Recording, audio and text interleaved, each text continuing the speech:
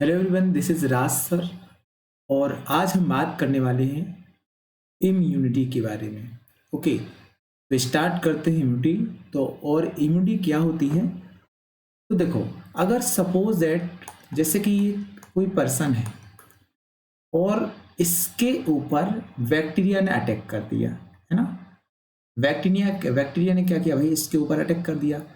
तो ये पर्सन बीमार नहीं हुआ, इस पर्सन को बीमार हो जाना चाहिए, है ना। मतलब कोई डिसीज से सफर कर जाना चाहिए, लेकिन फिर भी ये बच गया। तो सर ये बच क्यों गया? ये तो बहुत मतलब चमत्कार हो गया। अरे चमत्कार कुछ नहीं हुआ। हमारे अंदर एक ऐसी पावर होती है, ऐसी एक क्षमता होती है जो विभिन्न प्रकार के बैक्टीरियो से लड़ती है।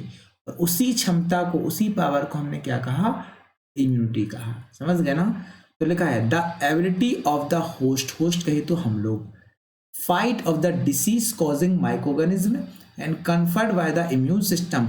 और ये क्षमता, ये जो हमारी शक्ति आती है किसके द्वारा? इम्यून सिस्टम के द्वारा। तो इसी को हम क्या बोलते हैं? इम्यूनिटी बोलते हैं। समझ गए ना। तो इम्यून सिस्टम के अंदर पाए जाने वाली ऐसी कैपेसिटी जो क्या करती है, डिफरेंट टाइप के बैक्टीरिया, वायरस या फंजाई से फाइट करती है, तो उसी कैपेबिलिटी को हम क्या बोलते हैं? इम्यूनिटी बोलते हैं। इम्यूनिटी टू टाइप की होती है, एक को हम बोलते हैं इन्नेट इम्यूनिटी और दूसरे को हम क्या बोलते हैं? Acquired immunity. सर इन्नेट क्या है? At the immunity that present at the time, okay. And acquired immunity after birth, जो जन्म के पहले से प्रेजेंट थी, उसको बोलेंगे इन्नेट। और जो जन्म के बाद हमने गेन की, एक्वायर्ड का मतलब ही होता है क्या? गेन करना। मतलब आफ्टर बर्थ हमने इसको गेन किया, तो ऐसी पावर को हम बोलते हैं एक्वायर्ड, है ना। तो इसमें exposure of infection not required, हाँ यस, इसमें रिक्वायर्ड। अगर हम डिफेंस की बात करें तो ये क्या है? नॉन स्पेसिफिक है, लेकिन ये स्पेसिफिक पहचानती है ये। एंड इसमें मेमोरी रिकॉर्ड की बात करें तो नो, इम्पोर्टेंट कि मेमोरी रिकॉर्ड किस में नहीं है, तो आप क्या बताओगे? सर इन्नेट में नहीं है। लेकिन अगर हम एक्वायर्ड की बात करें तो एक्वायर्ड में आपका मेमोरी रिकॉर्ड रहेगा। तो memory based immunity evolve is a higher vertebrate. तो ये भी ध्यान रखना, ये कहाँ पर होती है? आपकी हायर वर्टिब्रेट में होती है। तो यहाँ पर हम देखने वाले हैं इसके टाइप। तो सबसे पहले स्टार्ट करते हैं इन्नेट इम्यूनिटी और फिर उसके बाद हम करेंगे एक्वायर्ड। तो इन्नेट में भी हम चार तरह की देखेंगे, फिजिकल, है ना, फिजियोलॉजिकल, सेलुलर और एक और है आपकी साइटोकाइन, है ना। तो ये 4 टाइप ऑफ इम्यूनिटी देखने वाले हैं हम किसमें? इन्नेट में। तो लेट्स स्टार्ट नाउ।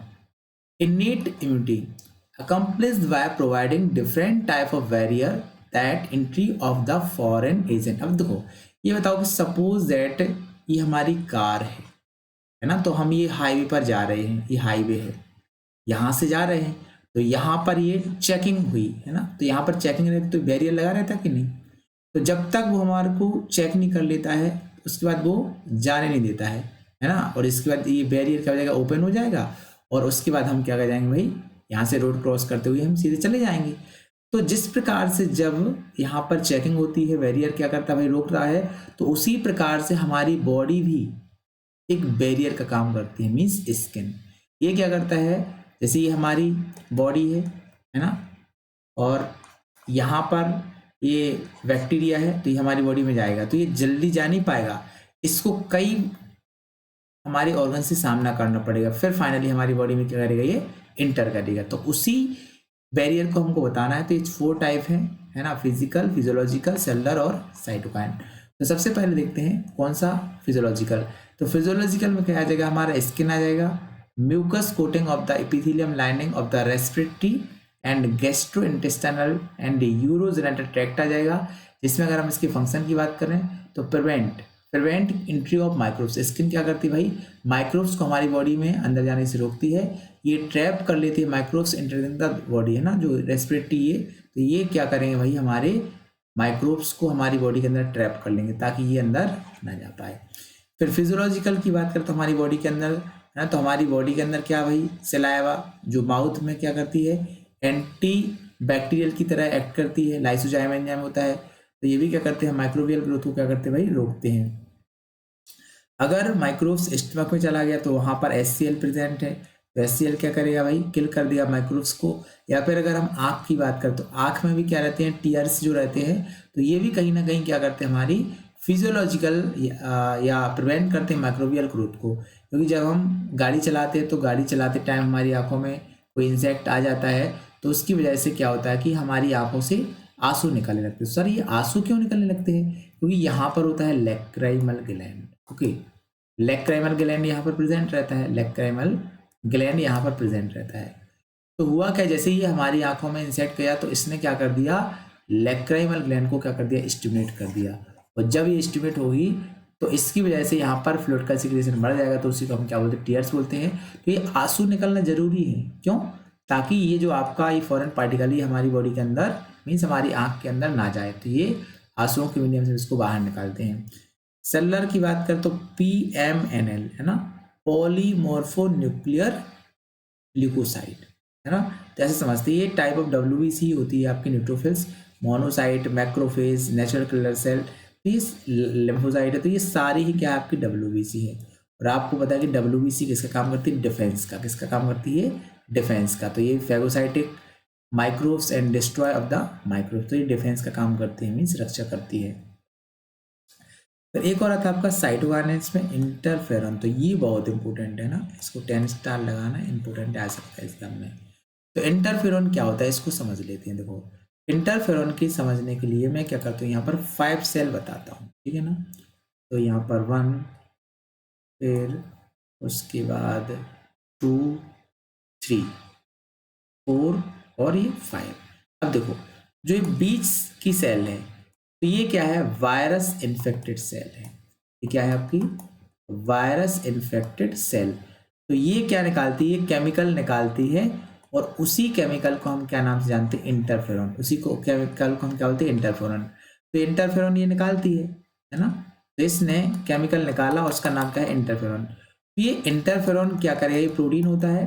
तो अब ये क्या करते हैं, जो बगल वाली सेल्स होती हैं, अच्छा ये देखो ये तो इन्फेक्टेड है, लेकिन ये नॉन इन्फेक्टेड सेल है, तो यहाँ पर ये क्या कर लेंगे, इसको इन्फेक्शन होने से ये क्या कर लेंगे, बचा लेंगे, है ना। तो इसी को हम बोलते हैं इंटरफेरॉन। तो लिखा है कि interferon produce by the virus infected cell, तो ये इन्फेक्टेड सेल है, तो यहीं से इंटरफेरॉन निकला, और यहीं से निकला, एंड प्रोटेक्ट करता है non infected cell from the further infection. इनको क्या कर लिया, इसने प्रोटेक्ट कर लिया ताकि यहाँ पर इन्फेक्शन ना हो पाए, है ना। अब हम देखते हैं एक्वायर्ड इम्यूनिटी। तो सेकेंड इम्यूनिटी आती है आपकी एक्वायर्ड इम्यूनिटी। तो एक्वायर्ड इम्यूनिटी को हम क्या करते हैं भाई, स्टार्ट करते हैं acquired immunity. Okay, acquired immunity हम जानेंगे प्राइमरी लिम्फोइड ऑर्गन्स के बारे में, और उसके बाद सेकेंडरी लिम्फोइड ऑर्गन्स के बारे में। तो अगर हम प्राइमरी लिम्फोइड ऑर्गन्स की बात करें तो क्या हो जाएगा आपका, थाइमस हो जाएगा, है ना, बोन मैरो हो जाएगा। लेकिन सेकेंडरी लिम्फोइड ऑर्गन्स की बात करें तो इसमें spleen, lymphoid node, tonsil, appendix, MALT, Peyer's patches, तो ये जाएंगे आपकी 6 में सेकेंडरी लिम्फोइड ऑर्गन्स में आ जाएंगे। ओके, तो स्टार्ट कर दें acquired immunity. The human immune system consist of the lymphoid organ, tissue, cell and soluble molecule like antibody, and this responses are carried out of the 2 special type of lymphocyte। तो antibody में 2 special type of lymphocyte होते हैं present in are blood, है ना। तो हमारे blood में 2 present होते हैं special B and T lymphocyte, है ना। तो आपको बताइए भाई WBC की टाइप ही है ये, मोनोसाइट लिम्फोसाइट, है ना। WBC को हमने 2 भागों में डिवाइड किया था कि ग्रेनुलोसाइट और ए ग्रेनुलोसाइट। ग्रेनुलोसाइट में अपना क्या था, न्यूट्रोफिल्स था, वैसोफिल्स था, एसिडोफिल्स था, यूनोसिफिल्स था, है ना। तो यहाँ पर मोनोसाइट, लिम्फोसाइट, तो लिम्फोसाइट की टाइप ही है कौन आपका, बी और टी लिम्फोसाइट। तो यहाँ पर अगर हम टी की बात करें तो टी का thymus, T lymphocyte T cell thymus, और बी सेल की बोन मैरो की बात करें तो यहाँ पर बी सेल। अब देखो मेच्योर लिम्फोसाइट माइग्रेट, मतलब ये मेच्योर होकर ये बन जाएंगे। लेकिन अगर हम टी सेल की बात करें तो जो बी सेल रहता है ये तो एंटीबॉडी बनाता है, ये एंटीबॉडी बनाता है, लेकिन टी सेल बनाता तो नहीं, लेकिन ये एंटीबॉडी बनवाने में क्या करेगा, हेल्प करेगा, है ना। तो यहाँ पर देखते हैं टी सेल मीडिएट। अब देखो टी सेल के रिगार्डिंग जो रिस्पॉन्स आएगा तो उसी को हम बोलेंगे CMI, इसी को हम क्या बोलेंगे, CMI, मतलब सेल मीडिएट इम्यून रिस्पॉन्स। लेकिन अगर जो बी सेल अच्छा बी सेल प्रोड्यूस करती है एंटीबॉडी, या इसी को हम बोलते हैं आर्मी ऑफ प्रोटीन। तो ऐसा पूछ सकता है क्वेश्चन कि आर्मी ऑफ प्रोटीन किसको बोलते हैं, तो बीटा सेल। और ये जो रिस्पॉन्स देती है तो इसी को हम बोलते हैं एंटीवेटेड इम्यून रिस्पॉन्स, या इसको हम बोलते हैं HMI। उसको हमने CMI कहा, इसको हम HMI बोलेंगे, ह्यूमरल इम्यून रिस्पॉन्स। ओके, यहाँ पर सेल मीडिएटेड इम्यून रिस्पॉन्स और यहाँ पर ह्यूमरल इम्यून रिस्पॉन्स, HMI उसको बोल देंगे, ठीक है ना। तो आपका CMI और HMI हो गया। अब इसके बाद हम करते हैं वैक्सीनेशन एंड इम्यूनाइजेशन। ओके, तो इसको भी अपन स्टार्ट करते हैं, वैक्सीनेशन एंड इम्यूनाइजेशन। चलो, तो सबसे पहला आता है इसमें टाइप ऑफ इम्यूनिटी, है ना। तो इसमें सबसे पहला आता है आपका टाइप ऑफ इम्यूनिटी आता है। जो इम्यूनिटी होती है तो ये कितने तरह की होती है, तो यहाँ पर आता है आपका 2 तरह की इम्यूनिटी होती है ना। टाइप ऑफ इम्यूनिटी में अगर हम बात करें तो एक तो आपकी एक्टिव होगी और दूसरी क्या होगी, आपकी पैसिव होगी। तो यहाँ पर आ जाए आपका वैक्सीनेशन एंड इम्यूनाइजेशन। तो इसमें टाइप ऑफ इम्यूनिटी की बात करें तो एक्टिव एंड पैसिव। ओके, तो सबसे पहले अगर हम एंटीबॉडी की बात करें भाई, तो एंटीबॉडी में क्या है आपका इम्यूनिटी, क्या है आपकी एक्टिव और ये क्या आपकी पैसिव इम्यूनिटी है। अब एक्टिव की बात करें तो produce with in the host body, जो क्या होती है होस्ट बॉडी के अंदर प्रोड्यूस होती है। लेकिन पैसिव की बात करें तो ये क्या होती है भाई, ये रेडीमेड होती है। सीधी बात देखो, ऐसा समझो अपन कि अगर क्या हुआ, यहाँ पर मैं एक डायग्राम बनाने की कोशिश करूंगा और उससे इसको समझाता हूँ। देखो यहाँ पे डायग्राम के लिए जगह है, चलो नीचे देखता हूँ, हाँ यहाँ पे है। देखो यहाँ पर क्या हुआ कि जैसे कि हमने एक सेल ले ली, चलो एक ये सेल हो गई। अब यहाँ पर एक एंटीजन आया, है ना, ये आपका क्या है एंटीजन है। तो एंटीजन क्या करेगा, अच्छा ये सेल है ना, चलो होस्ट ले लिया, होस्ट कहे तो हमारी बॉडी को हमने ले लिया, ठीक है। अब जो एंटीजन है तो एंटीजन क्या करेगा, हमारी बॉडी में इंटर करेगा। जैसे ये इंटर हुआ, ये कहाँ पर हुआ, हमारी बॉडी में इंटर, तो हमारी बॉडी में क्या हो जाएगा, एंटीबॉडी का फॉर्मेशन होगा। हमारी बॉडी क्या करेगी, एंटीबॉडी का फॉर्मेशन करेगी, किसके लिए, against the antigen in the host. जो हमारा एंटीजन आया है, एंटीजन, तो इसके अगेंस्ट हमारी बॉडी में क्या बनती है, एंटीबॉडी बनती है ना। और उसके बाद अब देखो ये एंटीबॉडी बन गई, तो एक तो ये तरीका होता कि भाई जो एंटीबॉडी बन गई। लेकिन अगर आप दूसरे तरीका की बात करें तो दूसरे में हम क्या देते कि हमारी बॉडी में एंटीबॉडी बनी नहीं, हमने बाहर से इंजेक्शन लिया और इंजेक्शन के रूप में हमने क्या दे दिया, बॉडी के अंदर एंटीबॉडी डाल दी। तो जो हमारी बॉडी में बनी तो उसको हम बोलते हैं प्राइमरी या एक्टिव इम्यूनिटी बोलते हैं। और जो हमारी बॉडी में नहीं बनी, हमने डायरेक्टली बनी बनाई या रेडीमेड एंटीबॉडी दी, तो इसी को हम बोलते हैं क्या, पैसिव इम्यूनिटी बोलते हैं। समझ गया ना। तो एक्टिव वो है जो हमारी बॉडी बनाती है, उसको बोलते हैं हम एक्टिव। और जो हमारी बॉडी बनाती नहीं है, हम बाहर से लाके रेडीमेड या बनी बनाई एंटीबॉडी देते हैं, तो उसी को हम क्या बोलते हैं, पैसिव बोलते हैं, ठीक है ना। तो ये हो जाएगा आपका एक्टिव और पैसिव हो जाएगा। अब इसके बाद देखो, अगर हम टाइम टेकन की बात करें भाई, time taken for full effective response, तो जो एक्टिव है तो यहाँ पर क्या है, लॉन्गर है ना। अगर हम पैसिव की बात करें तो ये शॉर्टर टाइम के लिए है। फिर मेमोरी सेल की बात करें तो यहाँ पर मेमोरी से एक्टिव में क्या होती है भाई, बनती है ना, और पैसिव में नहीं बनती है। फिर अगर हम एग्जाम्पल की बात करें, एग्जाम्पल क्या हो जाएगा, तो यहाँ पर natural infection, vaccination, antibody production in host. जैसे कि सपोज दैट कोई नेचुरल इन्फेक्शन हुआ, हमारी बॉडी में नेचुरल इन्फेक्शन हुआ, या फिर जब हमने वैक्सीनेशन कराया तो उस टाइम पर भी हमारी बॉडी में, देखो इसे ऐसा समझते, इसके लिए सबसे अच्छा बेस्ट एग्जांपल बनाने की मैं कोशिश करूँगा यहाँ पे।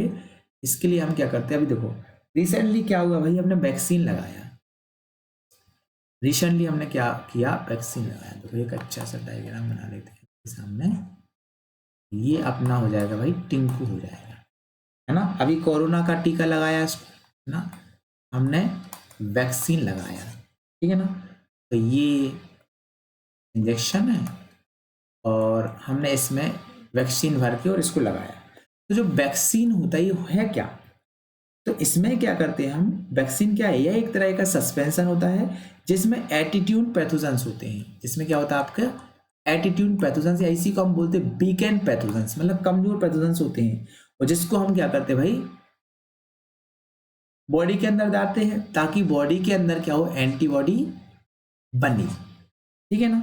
तो सपोज दैट क्या हुआ, आप देखो कोरोना का जब वैक्सीन हमने लगवाया तो ये वीकेंड पैथोजेंस हमारे अंदर आ गया। अब हमारी बॉडी ने क्या किया, इस वीकेंड पैथोजेंस के लिए मेमोरी सेल बना ली हमारे अंदर, मेमोरी सेल बन गई, है ना। तो वीकेंड पैथोजेंस था तो इसकी मेमोरी सेल बन गई, और उसके बाद हमारी बॉडी में क्या बन गई, इसके लिए एंटीबॉडी बन गई। अब देखो ये तो हमने वीकेंड डाला, लेकिन अब सही में कोरोना वायरस आ गया, कोरोना वायरस।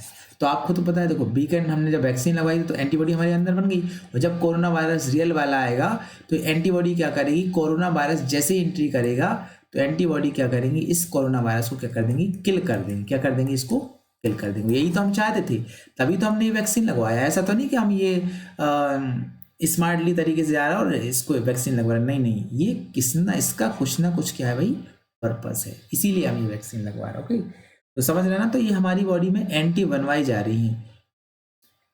तो अब हम देखते हैं यहाँ पे, हाँ वैक्सीनेशन आ गया ना, तो वैक्सीनेशन का भी आपको कहानी थोड़ा सा समझ में आ गया होगा। And deliberate the injection of the living and dead microbes fruit, आ गया ना वही, कि हम क्या करते हैं, इंजेक्शन के फॉर्म में लिविंग एंड डेड माइक्रोब्स को यानी प्रोटीन को डिलीवर करते हैं।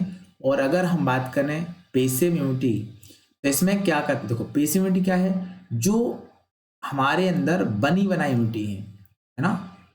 तो इसमें देखो पेसिव की बात करें तो यहाँ पर है तो पेसिव, लेकिन ये तरह की नेचुरल इम्यूनिटी है, इसी को हम बोलेंगे नेचुरल इम्यूनिटी, है ना। क्योंकि जो नेचर ने प्रोवाइड किया, देखो जैसे कि एक माँ है, जैसे ये माँ है देखो, है ना, ये कोई फीमेल है, तो फीमेल ने के अंदर क्या हुआ, जो ब्रेस्ट है, तो यहाँ ब्रेस्ट से इनका मिल्क निकलेगा, है ना। ब्रेस्ट से क्या निकलेगा भाई, मिल्क निकलेगा। तो मिल्क में क्या निकलता है, कोलेस्ट्रॉम निकलता है। अच्छा कोलेस्ट्रॉम क्या होता है, ये येलोइश कलर का फ्लूइड होता है, जो इनिशियल डे ऑफ लैक्टेशन, जब माँ ने पार्चुलेशन किया तो उसके कुछ टाइम शुरुआत में जो मिल्क निकलता है, दूध निकलता है, तो उसी को हम क्या बोलते हैं भाई, लैक्टेशन, या इसी को हम बोलते हैं कोलेस्ट्रॉम बोलते हैं। और इसमें क्या होता है आपका IgA एंटीबॉडी, ये इंपॉर्टेंट है। कोलेस्ट्रॉम में कौन सा एंटीबॉडी, IgA, और प्लेसेंटा में IgG, तो ये ध्यान रखना, है ना। तो यहाँ पर मदर से जो फीटस को एंटीबॉडी मिली तो ये भी पेशिव है, और यहाँ पर मदर से बच्चे को जो मिल्क मिल रहा तो ये भी क्या है आपका पेसिव इम्यूनिटी है। तो ये है तो एक तरह की नेचुरल पेसिव इम्यूनिटी, इसको हम बोल सकते हैं। अब हम देखते हैं इम्यूनाइजेशन। ओके, तो स्टार्ट करते हैं हम इम्यूनाइजेशन। तो सर इम्यूनाइजेशन क्या है, तो इसको और अपन देख लेते हैं कि property of memory of immune system, है ना। तो अगर हम हमारे इम्यून सिस्टम, या इसी को हम वैक्सीनेशन के नाम से भी जानेंगे बेटा, वैक्सीनेशन इम्यूनाइजेशन एक ही बात है, वही अलग नहीं है। तो property of memory of immune system, हमारे अंदर जो मेमोरी की प्रॉपर्टी होती है इम्यून सिस्टम में, तो उसी को हम क्या बोलते हैं, इम्यूनाइजेशन बोलते हैं। तो ये दो तरह का, एक्टिव और पैसिव। तो एक्टिव क्या है, preparation of antigenic protein of the pathogen, inactivated weekends pathogens introduce of the body, वही सेम कहानी। हमारी बॉडी में क्या गया भाई, हमने कोई वीकेंड पैथोजन्स हमारी बॉडी में डाला, तो इस जब ये पैथोजन्स आया तो इसके लिए हमारी बॉडी ने क्या बना लिया, एंटीबॉडी बना लिया, है ना। तो एंटीबॉडी बनाया तो इसको हम बोलेंगे एक्टिव इम्यूनाइजेशन। फिर उसके बाद पैसिव का मतलब होता है कि इसमें हमारी बॉडी एंटीबॉडी बनाती नहीं है, इसको हम डायरेक्टली क्या करते देते हैं, तो इसको हम बोल सकते हैं मैन मेड एंटीबॉडी, इसी को बोलते हैं आर्टिफिशियल एंटीबॉडी। तो directly perform antibody antitoxin is injected such is the antitoxin against the snake. जैसे देखो उसने कहा भाई हमको सांप ने काट लिया, अब सांप ने काट लिया तो ऐसा तो नहीं कि हम वेट करवा रहे भाई कि एंटीबॉडी बनने दो उसके बाद ये अपने आप सही हो जा रही, चला जाएगा, ये मर जाएगा, ये ऐसा नहीं करेंगे। जैसे ही सांप ने काटा तो हम क्या करेंगे भाई, डॉक्टर के पास जाएंगे, तो डॉक्टर के पास स्नेक बाइट का जो एंटी स्नेक वेनम इंजेक्शन रहता है तो वो लगा देता है, ताकि हमारे अंदर बनी बनाई एंटीबॉडी पहुंच गई, और जो सांप का पॉइजन है, सांप का जो जहर है, तो इसको धीरे धीरे क्या कर लेगा, ये जो एंटी स्नेक वेनम जो इंजेक्शन होता है ये क्या करता है, इसको किल कर देता है, और रोगी क्या होता है भाई, सही हो जाता है ना। तो इसको बोलते हैं हम पैसिव इम्यूनिटी। ऐसा नहीं कि उसको बेटी करा रहा है, पता चला कि एंटीबॉडी बनने दो अभी, है ना, तो ऐसा नहीं होगा। फिर देखते हैं the antibody produce in the host body against the antigen and would neutralise the pathogenic agent during the actual infection. Okay, फिर the vaccine also generate memory B cell and memory T cell and that recognise the pathogens quickly on the subsequent exposure of the overwhelmed and invader with the massive production of the antibody। देखो यहाँ पर ये जो 2 point है तो indirectly वो बोलता है कि यहाँ पर प्राइमरी एंड सेकेंड रिस्पॉन्स की बात कर रहा है ना, प्राइमरी एंड सेकेंड रिस्पॉन्स। तो चलो मैं ऐसे इसको समझाता हूँ, प्राइमरी रिस्पॉन्स क्या है और सेकेंड रिस्पॉन्स क्या है। देखो अगर हम बात करें कि सपोज दैट ये आपका पैथोजन है, समझ ना, पैथोजन है और पैथोजन ने क्या किया, हमारे अंदर अटैक किया। पैथोजन है और इसने क्या कर दिया भाई, हमारे अंदर अटैक किया। और जैसे ये पहली बार अटैक करेगा, तो पहली बार जैसे अटैक किया तो उसको हम क्या बोलेंगे, प्राइमरी। पहली बार जब इसने अटैक किया और उस पर जो रिस्पॉन्स आया तो उसको हम क्या बोलेंगे, प्राइमरी रिस्पॉन्स बोलेंगे, है ना, प्राइमरी रिस्पॉन्स बोलेंगे। लेकिन इसने क्या किया भाई, अब देखो जैसे इसने पहली बार अटैक किया था तो हमारे अंदर क्या हो गई थी, एंटीबॉडी बन गई थी, एंटीबॉडी बन गई थी। तो इसके बाद जब ये सेम पैथोजन फिर से अटैक करेगा हमारी बॉडी में, तो यही अगर फिर से अटैक करे तो इसको हम बोलते हैं सेकेंडरी रिस्पॉन्स। क्या बोलते हैं इसको, सेकेंड। अब देखो ये भले ही पहले वाला क्या था भाई, स्लो था, लेकिन सेकेंडरी वाला क्या होगा, आपका फास्ट होगा और जल्दी से इसको क्या कर देगा, किल कर देगा। तो ये कहानी थी प्राइमरी और सेकेंडरी रिस्पॉन्स की। तो देखते हैं यहाँ पे कि the recombinant DNA technology has allowed the large scale production of the antigenic polypeptide pathogens जैसे कि bacteria and yeast, has greater ability for the immunization. An example hepatitis B vaccine produce from the yeast. तो ये भी ध्यान रखना कि जो hepatitis B vaccine है किसके द्वारा प्रोड्यूस होती है, बहुत इंपॉर्टेंट, किसके द्वारा, इसके द्वारा। तो ये अपन ने देख लिया पूरा एंटीबॉडी। अब हम देखते हैं एलर्जी के बारे में और फिर हम पढ़ेंगे ऑटो इम्यूनिटी के बारे में। ओके, 2 ही टॉपिक और रह गए आपके, छोटे छोटे टॉपिक है, तो इसको भी अपन क्या कर लेते हैं भाई, पूरा कर लेते हैं। तो अब आता है हमारा टॉपिक एलर्जी। क्या आता है, एलर्जी आता है। अच्छा देखो, एलर्जी को स्टार्ट करने के पहले मैं आपसे एक क्वेश्चन पूछता हूँ कि देखो जैसे कि जब हम कहीं पर जाते हैं, सपोज दैट हम कहीं पर जाते हैं तो जो हमको एलर्जी होती है, तो जब हम कहीं पर जाते हैं तो हम उस एनवायरमेंट्स में जब जाते हैं तो हमको थोड़ा सा अचानक से छींक आने लगती है, खांसी आने लगती है, घरघराहट के साथ सांस लेना हम शुरू कर देते हैं, है ना, लेकिन बिना किसी कारण के। जब कहीं नई जगह पर जाते हैं तो यही तो क्या है आपका एलर्जी है, यही क्या है आपका एलर्जी। लिखा है excreted and response of the immune system to certain antigen present in the environment. क्योंकि जहां पर हम गए वहां पर क्या प्रेजेंट है, एंटीजन। और एंटीजन में इसी को हम क्या बोलेंगे, एलर्जन बोल देंगे। एलर्जन क्या होता है, ऐसे सब्सटेंस जो एलर्जी को कॉज करते हैं। तो लिखा भी है allergen substance to which is excreted immune system response and produce and. अच्छा, एलर्जन में क्या हो सकता है आपका, देखो एलर्जन में की बात करें तो एलर्जन में क्या हो सकता है आपका भाई, पोलन आ सकता है, might and dust, animal dander. Animal dander कहे तो जो जानवर रहते हैं ना, गाय भैंस बकरी, तो इनकी जो स्किन रहती है उसको हम बोलते हैं एनिमल डेंडर हो सकते हैं। एलर्जी में एंटीबॉडी IgE ध्यान रखना, है ना। अभी तक हम कितनी एंटीबॉडी पढ़ गए, अभी तक हमने पढ़ लिया, एक तो जी पढ़ लिया, है ना, IG, फिर एक पढ़ लिया आपका ए भी पढ़ लिया, है ना, और ये IgE पढ़ लिया। तो ये कहाँ पर था, ये मिल्क के लिए, जी कहाँ पर, प्लेसेंटा के लिए, ये ई किसके लिए, एलर्जी के लिए, है ना। तो ये ध्यान रख सकते हो, 3 एंटीबॉडी पढ़ लिया अपन ने, इंपोर्टेंट है, क्वेश्चन बन सकता है इससे, है ना। तो सिम्टम्स की बात करें तो देखो इसमें सिम्टम्स क्या क्या आ सकते हैं, तो ध्यान रखना, इसमें हमको छींक आ सकती है, स्नीजिंग हो सकता है, हमारी आंखें में पानी निकल सकता है, हमारी नाक बह सकती है, पेंसिल आ सकती है, डिफिकल्टी इन ब्रीथिंग, है ना, और हमको सांस लेने में क्या हो सकती है भाई, दिक्कत हो सकती है। तो सर ये बताओ कि जो एलर्जी हुई ये हुई कैसे, ये तो बता दो, है ना, एलर्जी का कारण क्या है। तो देखो अगर हम एलर्जी का मुख्य कारण माने तो हमारी जो मास्ट सेल रहती है ना, मास्ट सेल, तो इनसे 2 केमिकल निकलते हैं, कौन कौन से, हिस्टामिन एंड सीरोटोनिन। तो जब हम बाहर गए तो ये केमिकल निकलना स्टार्ट हो गए और इन्हीं की वजह से हमको क्या हुआ, एलर्जी हुआ, है ना, एलर्जी हुआ। तो सर इसके लिए हम क्या लें, फिर बस डॉक्टर के पास जाना, तो डॉक्टर क्या कर देगा आपको, एंटीहिस्टामाइन ड्रग दे देगा आपको। और जैसे ये ड्रग देगा तो आपका देखो हिस्टामाइन जो निकला था तो एंटीहिस्टामाइन इसने क्या कर दिया, इसको सप्रेस कर दिया, तो जो ये निकल रहा था बस ये निकलना बंद हो जाएगा, तो बस हमारी एलर्जी क्या हो गई, सही हो गई, है ना। तो ये इसका रीजन रहता। तो डायग्नोसिस की बात करें भाई, डायग्नोसिस तो patient is exposed to the injected with the very small dose and possible allergen and reactant study। And अगर हम ट्रीटमेंट की बात करें तो ट्रीटमेंट में क्या रहेगा, हम एंटीहिस्टामिन ड्रग दे देंगे उसको, उसके बाद adrenaline and steroid quickly reduce to the symptoms of allergy. तो ये भी क्या करता है भाई, adrenaline and steroid and quickly, ये क्या करते हैं भाई, क्विकली रिड्यूस करते हैं हमारे सिम्टम्स को, किसके, एनर्जी के सिम्टम्स, एलर्जी के सिम्टम्स को। Effect of modern day life style, है ना, तो कौन कौन से इफेक्ट हमारी लाइफ स्टाइल में आते हैं तो उसको अपन देखने वाले हैं। तो protect environment, provide early life as a result lowering of the immunity and person is more sensitive to allergen. दूसरा क्या है, more and more children in metro city of India and suffer from the allergy.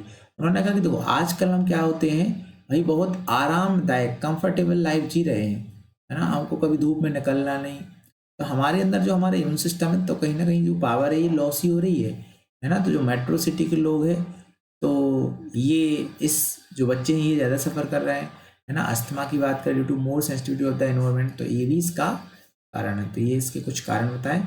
एक और topic देखते हैं last अपन, auto immunity, है ना, तो इसके बाद अपन फिनिश करते हैं। तो ऑटो इम्यूनिटी क्या है, इसको देखो ऑटो का मतलब अगर हम बात करें तो ऑटो का मतलब क्या होता है, सेल्फ। ऑटो का मतलब क्या होता है, सेल्फ। अच्छा, इसको स्टार्ट करने पर पहले आपको एक बात बता दे रहा हूँ कि जो हमारी बॉडी रहती है, जैसे ये बॉडी है, तो इसके पास अपनी और पराये को जानने की क्षमता होती है, self and non self, self and non self, है ना। ये अपना और पराया जानती है कि ये हमारी बॉडी का पार्ट है, ये दूसरी बॉडी का पार्ट है। तो हुआ क्या कि ऑटोमेटिक की बात करें तो memory based acquired immunity evolve in the higher vertebrate can distinguish foreign molecules as well as foreign organism pathogens from self। यानी का मीन्स ये इन्होंने कहा कि जो ऑटो इम्यूनिटी होती है ये मेनली क्या होती है भाई, हायर वर्टिब्रेट में होते हैं। तो ऑटो का मतलब होता है सेल्फ, ऑटो का मतलब क्या होता है, सेल्फ, और इम्यूनिटी का है तो कैपेसिटी। लेकिन कभी कभार क्या होती है कि हमारी सेल गुस्से में आके, चलो ऐसा समझे, देखो इसके लिए मैं बेस्ट एग्जांपल बताता हूँ। जैसे ये कोई गर्ल्स है ना, ये गर्ल्स है, चलो ये टिंकी हुई अपनी, क्या है, टिंकी हो गई भाई, है ना। तो टिंकी क्या करती है, टिंकू से प्यार करती थी, है ना, लव करती थी, लव का चक्कर था ये। लेकिन टिंकू जो था, चलो टिंकू को ही बना दे रहा हूँ भाई, और क्या, ये टिंकू था। तो टिंकू ने क्या कर दिया, इसको धोखा दे दिया इस लड़की को। तो इसको बहुत गुस्सा आया, इसने नाइफ ली और अपने हाथ को काटना क्या कर दिया, स्टार्ट कर दिया। मतलब जैसे इसने हाथ को स्टार्ट कर दिया काटना तो यहाँ पर ब्लड गिरने लगा। अब आप खुद बताओ, इसने अपने हाथ को काट लिया कि नहीं, मतलब खुद को नुकसान पहुंचाया कि नहीं, क्यों, क्योंकि प्यार में धोखा मिल गया। ऐसे ये हमारी बॉडी, कभी कभार हमारी बॉडी की सेल खुद की सेल को डिस्ट्रक्ट करना शुरू कर देती है, लिखा ना, body attack of self cell, और इसी को हम क्या बोलते हैं, ऑटो इम्यूनिटी बोलते हैं। इसी को हमने क्या बोला भाई, ऑटो इम्यूनिटी, कि हमारी बॉडी किसी कारणवश अपनी खुद की सेल पर अटैक कर देते हैं, उसी को हम बोलते हैं ऑटो इम्यूनिटी। अच्छा, रीजन क्या है, जेनेटिक हो सकता है या फिर अननोन रीजन हो सकता है। तो इसका एग्जाम्पल ध्यान रखना, रेमोटॉइड आर्थराइटिस, बहुत इंपॉर्टेंट। ऑटो इम्यूनिटी का एग्जाम्पल क्या है, रेमोटॉइड आर्थराइटिस। तो ये ऑटो इम्यूनिटी का क्या जाएगा, आपका एग्जाम्पल हो जाएगा, है ना। तो ये अच्छा, एक और टॉपिक रहेगा आपका लिम्फोइड ऑर्गन। तो चलो इसको भी और देख लेते हैं, है ना, लास्ट टॉपिक है, इसको भी अपन देख लेते हैं, लिम्फोइड स्ट्रक्चर एंड ऑर्गन। तो इसकी बात करें भाई, लिम्फोइड स्ट्रक्चर एंड ऑर्गन, तो इसको भी देखते हैं। तो इसमें देखेंगे हम सबसे पहले बोन मैरो। तो सबसे पहले इसमें हम देखेंगे बोन मैरो के बाद फिर थाइमस देखने वाले हैं, फिर स्प्लीन की बात करेंगे, है ना, और इसके बाद हम देखेंगे लिम्फोइड नोड्स, फिर देखेंगे हम माल्ट्स, है ना। तो माल्ट का फुल फॉर्म आता है, ध्यान रखना। चलो, तो वोन मैरो क्या है, ये मेन लिम्फोइड ऑर्गन होता है and where all blood cell are producing including the lymphocyte. Thymus क्या है, ये लोब ऑर्गन होता है जो हमारे हार्ट के जस्ट पास में होता है ना, मतलब Vineeth the breast bone and quite large होता है eight the time of birth. अच्छा देखो, जब हम जन्म हुआ हमारा, तो ये हार्ट के पास में जो बोन थी ये इतनी बड़ी थी, इतनी बड़ी थी, और जैसे जैसे हम बड़े होते गए तो ये साइज घटती जाएगी। देखो ये घटती जा रही, ये घटती जा रही, घटती जा रही। पता चला हम 70 वर्ष के हो गए तो हमारी ये थाइमस की जो बोन है ये बहुत छोटी। अच्छा, ज़्यादा थाइमस तो इसकी वजह से जो हमारा इम्यून पावर रहता है तो बहुत ज़्यादा रहता है, लेकिन जैसे जैसे हम क्या हो गए भाई, वृद्ध हो जाते थे तो इम्यून सिस्टम क्या हो जाता है, हमारा घट जाता है। इसीलिए तो अगर हम बच्चों की अपेक्षा वृद्ध लोगों की बात करें, बच्चे गिर जाएंगे तो उनका घाव अपने आप भर जाता है, लेकिन वृद्ध लोगों का ऐसा नहीं। क्यों? क्योंकि इनका इम्यून सिस्टम क्या हो गया भाई, कमजोर पड़ गया ना। तो ये लिखा है कि quite large at the time of birth and keep reducing the size with the age. जैसे हम बढ़ते जाएंगे इसका साइज घटता जाएगा। And the time of puberty attend is a reduce is a very small size. Spleen की बात करें तो लार्ज मीन शेप्ड ऑर्गन होता है, mainly contain of the lymphocyte and फैगोसाइड होता है, act filter of the blood. ये ब्लड को फिल्टर करने में हेल्प करती है, ट्रैपिंग करती है ब्लड वन माइक्रो ऑर्गेनिज्म को, और इसी को बोलते हैं लार्ज रिजर्वर ऑफ द इरिथ्रोसाइड। क्योंकि इरिथ्रोसाइड मतलब आरबीसी, और आरबीसी की लाइफ स्पेन 120 दिन, और 120 दिन की जब जो ये डेथ कर जाती है तो ये कहाँ पर जाती है, आपकी स्प्लीन में ही जाती है। इसीलिए बोलते हैं इसको हम रिजर्वायर ऑफ इरिथ्रोसाइड, या आरबीसी का कब्रिस्तान कौन है, स्प्लीन। फिर उसके बाद आता है lymph node, the small solid structure located at the different point along the lymphatic system and severe trap the microbes and antigen which happen to the get into the lymph and tissue fluid, and antigen क्या होते हैं, trap करते हैं, and lymph node are responsible for the activation of lymphocyte। तो antigen lymph node में फंस जाते हैं तो जो lymphocyte रहते हैं एक्टिवेट हो जाते हैं, BNT present there and cause immune response, ताकि ये प्रॉपरली इम्यून रिस्पॉन्स को गिव कर सके, है ना।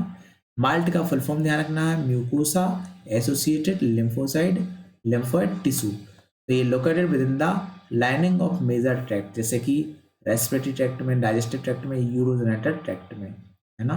तो ये ध्यान रखना आपका। फिर कॉन्स्टिट्यूट अबाउट हाँ ये भी 50% of lymphoid tissue in human body, है ना। तो ये बहुत इंपॉर्टेंट 10 स्टार मान के चलते हैं, तो इसको भी आपको ध्यान रखना। तो फाइनली मैंने सारे सारे जो ये इम्यूनिटी के जो टॉपिक थे इसको मैंने पूरा कर लिया। अब आपको क्या करना है, चैनल को सब्सक्राइब कर देना अगर अभी अपन नहीं किया अभी तक, और जो आपके अड़ोसी पड़ोसी हैं उनको भी भेज दे देना, ताकि ये चैनल को सब्सक्राइब कर लें और वीडियो को देखें, और इससे हमको क्या कर सके, ज़्यादा से ज़्यादा वॉचिंग टाइम और ज़्यादा से ज़्यादा शेयर करो, ताकि इससे आपको भी और मुझे भी बेनिफिट हो सके, और जल्दी से जल्दी 1000 सब्सक्राइबर आप कराइए। Okay, and thank you so much.